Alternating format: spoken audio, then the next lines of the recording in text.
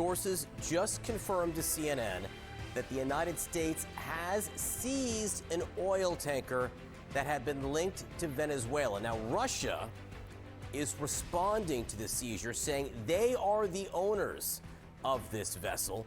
The Trump administration has not acknowledged the Russian status, claiming the ship to be stateless, but nevertheless, you can see the sensitive nature of the situation. Russia had sent ships to track and maybe even protect this vessel over the last 24 hours.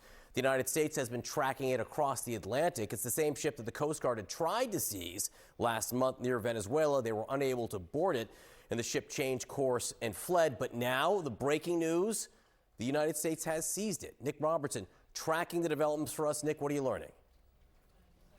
Yeah, over the last few days, John, U.S. Air Force has been flying P-8 surveillance aircraft tracking this ship as it came into the northern Atlantic. It's been heading sort of skirting wide of Ireland, heading up towards Iceland and that sort of gap to go towards the north of Russia, the Arctic Circle. Marine tracking experts believe a vessel of this size was likely headed towards Murmansk. That was the track that it was on, but that all came to a sudden screeching halt about 2.5 hours ago. Marine trackers noticing that the ship turned direction at that moment. And this really comports with the information we're getting now that the ship has been seized by U.S. military and Coast Guard. It has been tracked closely by them, as we say, since it fled the coast of Venezuela about 2 weeks ago. What makes this even more interesting, if you will, the ship, when it started its journey 2 weeks ago, was called the Bella One.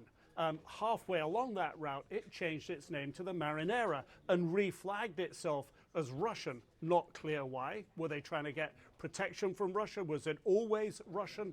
Unclear. The port that it appeared to be headed for in the past couple of days does appear to have been a Russian port. But now that ship has turned around, no longer heading north, for the last couple of hours heading south. Not clear where it will end up.